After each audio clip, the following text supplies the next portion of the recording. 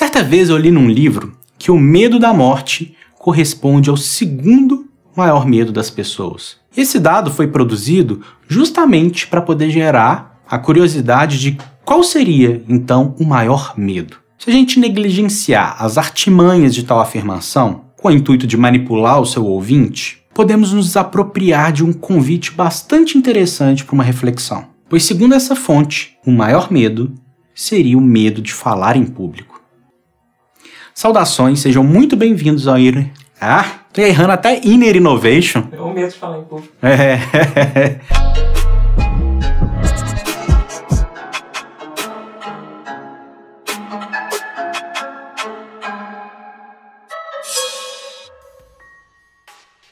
Saudações, sejam muito bem-vindos ao Inner Innovation. É um papo sobre medos.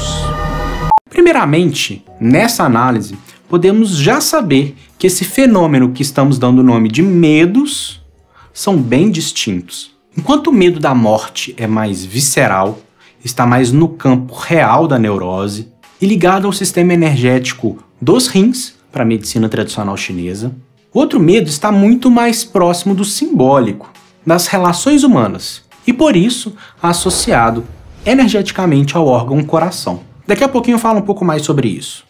Contudo, na minha experiência clínica, eu tive a oportunidade de ver que ainda existe um medo que eu diria talvez maior, mais sutil e mais ardiloso do que esses dois. E talvez aquele que proporciona o maior ganho terapêutico, inclusive. O medo da morte, em geral, nos leva à reação de paralisar, quando manifestamos seu aspecto yin, ou de fuga, quando manifestamos seu aspecto yang. Como toda emoção, ou seja, uma configuração corporal, ela tem uma função a desempenhar. No caso do medo, ela é responsável por nos manter cautelosos e preservar a vida. É um medo incapacitante que pode beirar o terror, ou seja, a perda total do controle. E sua origem está lá no nosso nascimento, esse evento traumático que nos faz experimentar uma ruptura de realidade. E o que é a morte senão a certeza de experimentarmos uma nova ruptura de realidade, mesmo que a nova realidade seja nada. Agora, fica claro que o medo de falar em público tem uma relação, geralmente, específica com as questões de interação social. Falar em público pode representar várias coisas, mas talvez um de seus principais seja o de se expor, ser visto e, portanto, ser avaliado, ser julgado pelo outro. Se trata de uma imagem social sendo colocada à prova. E para que toda essa arquitetura se instale, é necessário duas coisas. Na base delas, a construção de um eu que eu desejo que os outros enxerguem em mim. Isso somado a uma insegurança que me faz ser definido pela opinião de terceiros. Claro que esse é um assunto muito vasto, com muitas coisas e muitos pormenores a serem analisados. Uma ferramenta útil para isso pode ser o modelo EMF. Se você quiser entender um pouco mais sobre ele, você pode acessar aqui. Por isso, quando nós nos damos conta de que é esse medo que está em questão, nós podemos trabalhar por tonificar o aspecto energético, psíquico do elemento fogo, associado ao órgão coração, que é quem vai nos falar das relações sociais de maneira geral. Essa timidez, vergonha, insegurança pode ser tão intensa que paralisa o sujeito. Mas por mais que seja identificada, e geralmente a gente chama de medo, ela se trata de uma outra experiência. E, portanto, associar a palavra medo a essa experiência de falar em público com o medo da morte não é a melhor opção, para que a gente não tome dois fenômenos distintos como sendo um só. Por isso, é sempre importante mantermos uma escuta terapêutica. Quando alguém te disser, por exemplo, eu sinto medo, não acredite que a palavra que ela está usando para poder representar o que ela está sentindo é a mesma coisa que você sente ao utilizar essa palavra. Então, basta perguntar, me conte um pouco mais, o que é o medo para você, o que você sente, o que você pensa. A experiência do sujeito vai te ajudar a entender do que ela está, de fato, dizendo. Outra coisa, enquanto o medo real dos rins nos paralisa, de alguma maneira ele acaba cumprindo a sua função de preservação da vida. Mas esse mesmo medo que paralisa na hora de uma interação social, ele agora já parece estar desajustado, já que há um certo conflito. Há uma vontade, uma necessidade de se expressar, uma energia expansiva e uma energia que recolhe, paralisando que está relacionada a esse medo.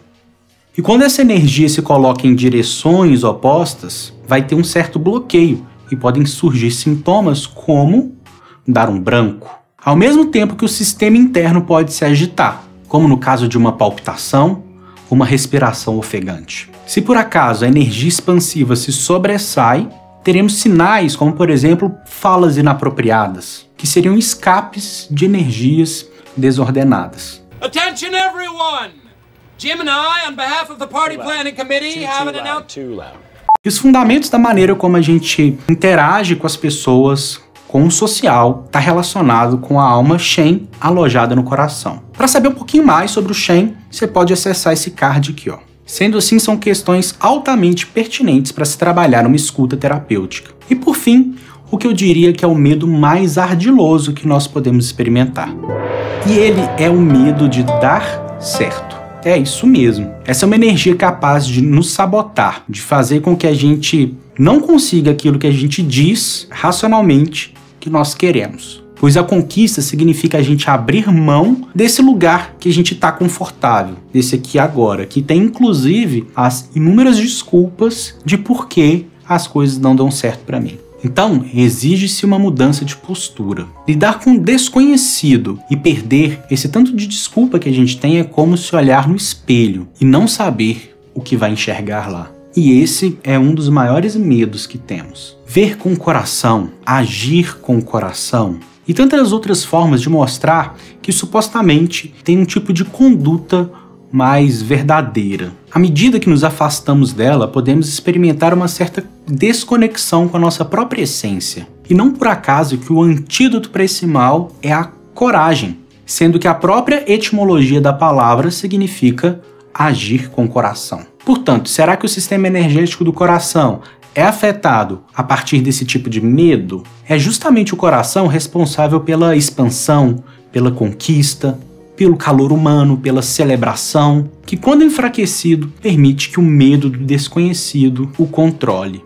A água controla o fogo. A alegria é o resultado da coragem. Quando agimos em acordo com o nosso coração, experimentamos a satisfação por aquilo que fazemos. Algo que fica empobrecido, embotado, quando é algo que não se trata verdadeiramente de nós. Conquistas para poder satisfazer a imagem social são como fogo de palha, uma alegria fugaz, sem suporte. Essa imagem social é Yang, enquanto minha essência é Yin. E o contentamento brota das realizações alinhadas internamente, na nossa essência, daquilo que é verdadeiro para nós, alocado no coração, onde mora o Shen, aliada à sua expressão no mundo. Uma realização puramente voltada para o externo, Yang, é como o fogo de palha, que nós já falamos, se apaga muito rapidamente. Já uma realização puramente interna, Yin, não é compartilhada e, portanto, não se experimenta verdadeiramente. Lembre-se, nós somos animais sociais. A coragem se inicia através dessa percepção,